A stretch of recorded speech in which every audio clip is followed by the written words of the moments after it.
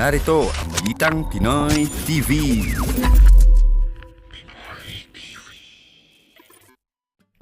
Okay, again, another na naman, grabe itong nangyari kanina sa Senado. Nag-walk out yung mga minority. Umiyak sila. Sina Zubiri, sina Kiko Pangilinan, sina Hontiveros, umiyak. Alam niyo ba kung bakit nag-walk out sila? Kasi against sila doon sa online voting ng mga senador patungkol po sa impeachment.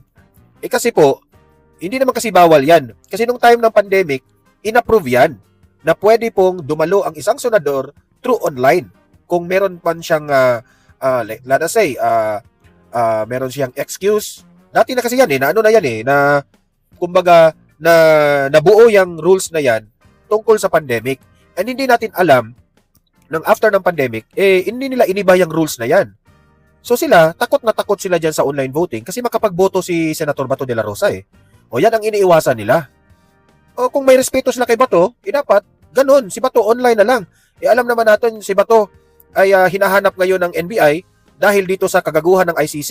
Na alam naman natin itong Administrasyong Marcos, yan na naman talaga ang may utos niyan, di ba? O sa paniniwala ng mga taong bayan.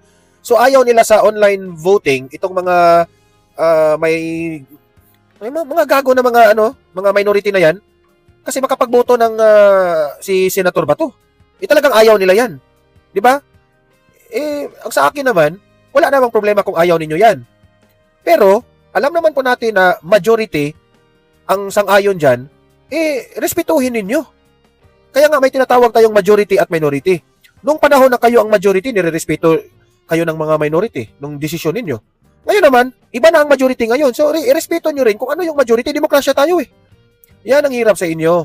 Kasi, alam nyo sa totoo lang, abusado kasi itong mga minority na ito. Binibaby-baby kasi Spoiled na talaga sila Kasi kung hindi nila makukuha ang kanilang gusto, magwo-walk out na sila. Yan ang katotohanan. Walk out kayo. Anong makukuha ninyo dyan sa walk out ninyo? Sa pag-iyak-iyak ninyo? Ipinakita nyo sa taong bayan na magdrama-drama kayo? Hindi na po. Pagod na po ng taong bayan sa mga kadramahan ninyo, mga minority kayo.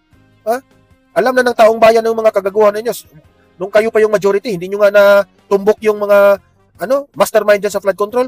Ngayon naman, sa impeachment naman ni BP Sara. Tingnan ninyo. Pinangunahan ninyo ang yung majority na hindi nyo itutuloy ang impeachment. Ngayon, itinuloy yung impeachment. Kayo yung laging nanggugulo dyan sa Senado. Diba? Tapos, pagbibintangan ninyo si Senator Alan Peter Cayetano na si Senator Alan yung nanggugulo, kayo yung nanggugulo, kayo yung nagwo-walk out, kayo yung nanggugulo lagi dyan. Yan ang katotohanan, okay? Ito yung ipapakita natin. Yung saksi tayo dito sa video na ito na nag-walk out sila and at the same time, kitang-kita yung mga ugali nila talaga na hindi nila matanggap na talo sila, okay? You have to respect. Demokrasya tayo Di ba? Like and share muna sa video na ito Importante yan. At sa mga hindi pa nakasubscribe, subscribe na po kayo. Heto po, sabay-sabay nating panoorin itong mga nakakatawang iyakin ng mga minority. Actual motion. Can we discuss after motion whether we should take it out? It makes sense that bibigyan nila ng ganyang kulay. It's just like us saying, are you afraid if we have the hearing on doing what on flood control? Ayan, nag-walk out na sila Hindi nila matanggap. Hindi nila matanggap. Because you assume good faith from everyone. That rule hindi na nila. Si JB, naghintay pa sila. Walk out na. Huwag nang hintayin yung iba. Hontiveros, nag-walk out na si Hontiveros. Ayan na sila. Sabay-sabay silang mag-walk out para may drama. Huwag nang maghintay-hintay. Walk out. Iwan ko lang, si Soto na lang ang natira. We are not even discussing the rule yet. And then, gano'n na yung allegation nila. And no one from the minority... Excuse na lang kung lagi akong nakahawak sa inyo ko kasi sinisipon. Pinagpipilitan nila, naisip-isip siguro nila dahil lumabas sa media, ilalabas daw. Ano ka ngayon? Iyak ka ngayon, Erwin Tulfo, kasi hindi mo mabend ang law. Hindi mabend ang law, iyak ka ngayon. Para makaboto yung mga yun na makukulong. Guys, give way. Makaboto, nakakulong man sila. Give way, please. Common sense, hindi naman tayo tanga, journalist tayo, di ba? Common sense. Give way, guys. Give way, please. Kung maka-common sense, ikaw nga, bendalo ka. Sila, sumusunod lang sa batas. Di ba? Respetuhin nyo ang majority. Yes. Kung ano yung mga rules ba? Give way. Ay, lukuhin. Yes. Wala pa gamitin mo. Wala pa Si Zubiri rin, iyak rin You will not not be part of this. It's a travesty of our rules, of Senate rules. Hindi kami papayag sa mga ganito. Kung may reklamo kayo, ha? Kung may problema kayo, huwag kayong mag-walk out. Ipaliwanag nyo doon. Yan ang problema ninyo eh. Kasi kung hindi nagagawa yung mga gusto ninyo, mag-walk out kayo kaagad. Para kayong mga bata, na spoiled kayo. Spoiled talaga. Guys, anak,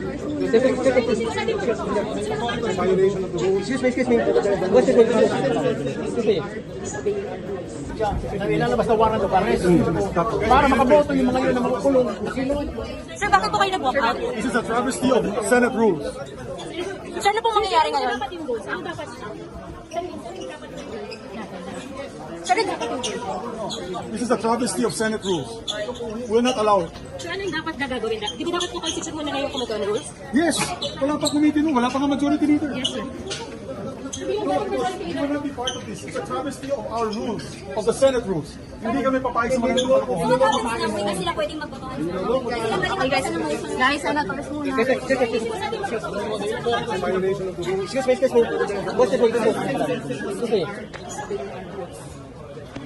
Madam President, I would just like to reiterate for the record the proposal to amend Rule 14, Section 41, Senate session. The proposal, Madam Ito dito nagsimula ha.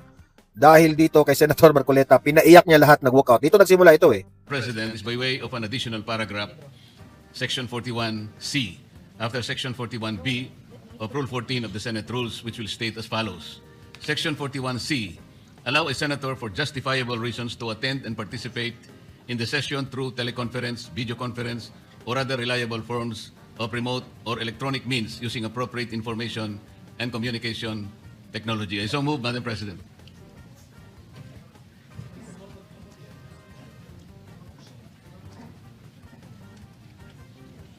We take note of the motion of Senator Rodante Marcoleta. I recognize Senator Ping Yes, Lacson. thank you, Madam Yes. President. This is a parliamentary inquiry. What is the status of the motion introduced by the Honorable Marcoleta last May 11? Has it been referred to the Committee on Rules? I am told that it's been referred to the Committee on Rules, Majority Leader. Okay. Yes, it has been referred to the Committee on Rules, and that's why in this particular deliberation, the Committee on Rules is giving it back to the floor for plenary action, Madam President. Thank you, Mr. President. Has the Committee on Rules been constituted? I believe that Senator Joel Villanueva is the acting Majority Leader Yes. and would be the best position Ah, to okay. answer Thank the you, question. Madam President. In the meantime, I recognize Senate President Cayetano. Madam Chair, with the permission of Senator Villanueva, so the Committee on Rules is not reporting out the No, my the question, Mr. proposal. President. I'm sorry, Yes. Madam President. With your permission, my question is, has the Committee on Rules been constituted? Yes. So, Madam President, the answer there is the same answer to the question of Senator Pangilinan and former Senate President Soto, that in accordance with Section 19, is the same. They continue to function. Having said that, I was explaining that the motion of Senator Villanueva was not for the Committee on Rules to report out what was referred to them, but to return to the plenary. Because if you look at Section 136 of our rules, the rules may be amended by means of a motion, which should be presented at least one day before its consideration, and a vote of majority senators present shall be required for its approval. So you do not need the endorsement nor the forwarding of the Committee of Rules for the amendment of the Committee on for the amendments of the rules. So the only requirement is that it is put on the floor at least one day before, or the proposal is made, and that a majority of the senators present will vote for its approval. So I just wanted to clarify that, just so that we don't have any miscommunication that whether or not the Rules Committee met, who are the members, etc. Because right now that's irrelevant, because we have given back to the plenary the proposal. Yeah. Very clear. Thank you, Senate Madam President. President, Senator Lacson's recommendation. does it mean that we are now disregarding the committees of the Senate? So the committee chairman or the chairman of any committee, including the Rules Committee, may just report out any motion or any resolution referred to it in plenary, and then just, it is within his power to just report it out by himself without any deliberation in the committee, without any committee report. Is that the new rule now, Mr. President? Madam It President? is Madam clearly... There's no new rule. I read the rule. Yes. Senator Lacson is referring to resolutions or And motions. communications or anything referred to the Committee on Rules. We're talking about a motion to amend the rules. We had the option of taking it up, but since everyone asked for one more day, it was given to the Committee on Rules. The Committee on Rules has an option to take it up, but the acting majority leader or acting chairman of the committee gave it back to plenary, and the plenary is more, how do I put it? Supreme. Supreme, thank you, Senator Lacson, over the committee. So we didn't disregard the committee. It is our choice from the start whether we want to give it to the committee or not. So when we give it, so for example, I have a motion now to to extend the session to June 12 instead of June 5. That can be given to the Committee on Rules, or upon coordination with the House, the plenary can decide it directly, or we can give it to the Committee on Rules, and after he talks to the House of Representatives, he can even report it out, or he can easily, legally, morally, just say that I am tossing it back to the plenary, which is what's happening today. So Thank it's you, not Madam a new rule. President. That is assuming that there was no referral.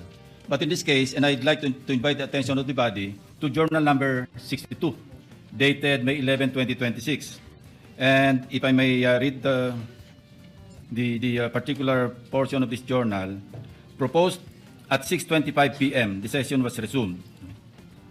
Proposed amendment to the rules of the Senate. Senator Marcoleta proposed an amendment to Rule 14, Senate sessions of the rules, by inserting a new paragraph C under Rule 41, which reads, A or C, allow a senator for justifiable reasons to attend and participate in the session through teleconference, video conference, or other reliable forms of remote or electronic means using appropriate information and communications technology. Now, here's the portion, Mr. President, or Madam President. While expressing no objection to the proposal, Senate President Cayetano A. suggested giving the Committee on Rules time to discuss the matter. Now, my question is, was there any discussion by the Committee on Rules? Apparently, there was none, because it's now being reported out by the acting majority leader without consultation with any of the members. And by the way, Madam President, wala pang Committee on Rules eh. I believe that it was mentioned, and I will reiterate from my understanding that there was no Committee on Rules meeting because that motion is reverted back to plenary. Madam Meaning Chair. we are not ignoring the fact that, of course, committees must hold meetings, but this particular motion is being referred back to plenary. And may we just put on record, it says in Rule or Section 136, the rules may also be amended by means of a motion which should be presented at least one day, and we're complying with that, before its consideration, and the vote of the majority of the senators present in the session shall be required for its approval. I believe that is what the Senate President had explained. Evidently, Madam President, action was taken. And the action was to refer it to the Committee on Rules since the position of Majority Floor Leader was vacated.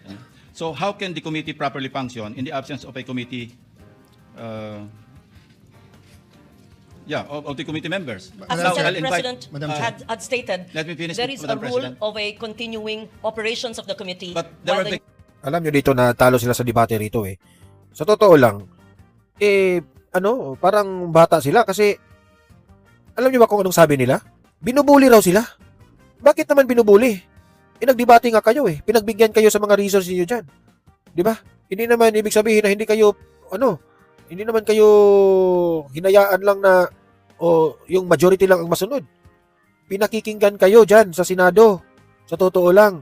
Kaya huwag niyong sabihin na binubuli kayo. Vacated, Has Madam not President. Walang members ang Committee on Rules. So we cannot invoke continuity because we vacated all committees, all positions, including the members. And may I invite you to Section 24 of our rules, Madam President. The committees shall hold meetings to discuss, decide, and submit a report on all matters transmitted to them. This was transmitted to the Committee on Rules. So the committees shall hold, including the Committee on Rules, shall hold meetings to discuss, decide, and submit a report. There's no report, Mr. President or Madam President. Madam President. So we're violating our own rules. We recognize Senate President. Mr. President, the chair already made a ruling and it's not appropriate to argue with the chair because as explained to Senator Lacson, the committee did not report it out. He read the journal of May 11, but he did not read the motion of Senator Joel today. His motion today was pursuant to Rule 136 of the rules, a motion to amend the rules, meaning if Joel was no longer the majority leader, if I was the majority leader now, or even an ordinary member, that motion was carried. No one objected that we take it up. Because, Madam Chair, we're bringing it back to plenary. So natural po, walang discussion sa Committee on Rules. Kasi wala naman po sa rules natin na kailangan i-discuss sa Committee on Rules. We did that on May 11 so that everyone will have an opportunity to study the rule. It's a very simple amendment So we should go to the discussion of the amendment if anyone is objecting to the amendment. But definitely, the right to propose an amendment is a right guaranteed by our rules. Senator Marcoleta has an amendment. We should go to discussing the merits or demerits of having that rule. You already ruled that it is proper for the plenary to take it up. So may I request or move that we, if there are any objection, we discuss their objection. I'm objecting. That's the effect of my manifestation, Madam President. I'm objecting because I'm invoking Section 24 of our rules. And as I read into the records, the Journal of May 11, 2026, na-refer po ito sa Committee on Rules. And there was no discussion. Action was taken actually by this body. Then, Madam Chair, if there's an objection, may I move that we divide the House? Point of order, Madam President. On that issue, not on the issue of whether or not the rule is good. Your issue is whether or not it's proper to take it up on the floor. The position of the majority is that there's no rule being violated. So we will vote. The presiding officer has already ruled, but the gentleman continues to object. So we have to vote on it. We're not voting on the amendment yet. We're voting on whether the amendment is proper or not. Yes, interjection, Madam President. Yes, Minority Leader Senator Soto. We will have to support that resolution or thinking of Senator Lacson, which is we did not constitute the Committee on Rules. So what are we discussing right now? I suggest that we constitute the Committee on Isa sa ikinatakot pa nila dito, alam niyo ba kung bakit? Ayaw nila ito yung online voting. Kasi kapag ma-approve ito, pwedeng yung mga kagaya nila Zaldico, pwede na silang a-attend sa hearing through online. Na alam naman natin rin si Zaldico na nagtatago ngayon dahil natatakot rin sa administrasyong Marcos. So yan ang ikinatakot nila. Takot nga sila na ma-invite si Zaldico dyan in person. Kasi kung ano-ano ang isisiwalat ni Zaldico, di ba? Na mabubuking lahat. Alam naman natin ang punteriya ni Zaldico, wala talang iba si BBM at si Martin Romualdez.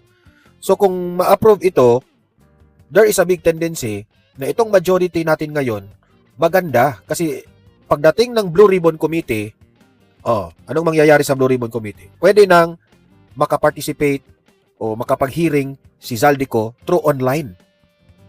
Yan ang pinakamaganda, no? I think it's applicable dito. Okay? rules and discuss it there. How do I know this? Ako minority leader hindi ako member ng rules. Ex officio Tumawag ba? Hindi. Ano to? Binabraso? Point of order, Madam Chairman. Where in the rules does it say that an amendment has to pass the Committee on Rules? Section 24, Madam President. Anong sabi po sa Section 24? The committee shall hold meetings to discuss, decide, and submit a report on all matters transmitted to them. Madam Chairman, that's not the rule. The rule Yes. is 136. 136. So, Can you please, for the third time, may we request the Senate President to read into the record the rules Rule may be amended 136. by means of a motion which would be presented at least one day before its consideration, and the vote of the majority of the senators present in the session hall shall be required for its approval. So I respect their objection. But how do we determine objections in this Senate? We vote. So if there is an objection, they have already explained their position. We have explained our position. I move that we divide the House, Madam Chair. May I, Mr. President?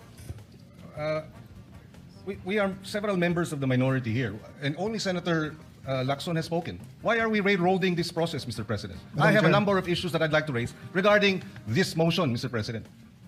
Huwag kang magalit, huwag kang pikon. Kalma ka lang, kalma. They are citing Section 136, assuming, for the sake of argument, that their position is correct.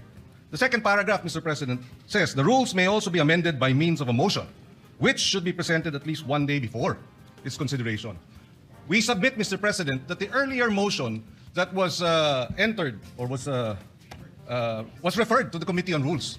This is a new motion, Mr. President, and therefore we have to take consideration of the one-day requirement before we can act on it, Mr. President. And that should be, if not tomorrow, because we don't have any session tomorrow, that should be on Monday, Mr. President. Again, let me reiterate. The rules may also be amended by means of a motion, which should be presented at least one day before its consideration.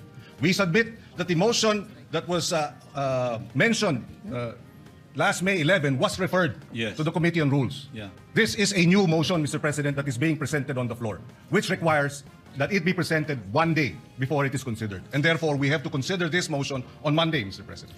As explained by the acting majority leader, the motion of Senator Marcoleta has been brought to the plenary, and Referred. both the majority and the minority had mentioned Rule Section 136, and it says that the vote of the majority of the senators present in session shall be required for the Madam approval. President. I believe that this rule has been mentioned more than 5 times. Madam President, I may- believe also that the interpretation of the rule is different. So I take note of the manifestation of Senator Pangilinan. May, Mr. President, may- if I may just continue, Mr. President.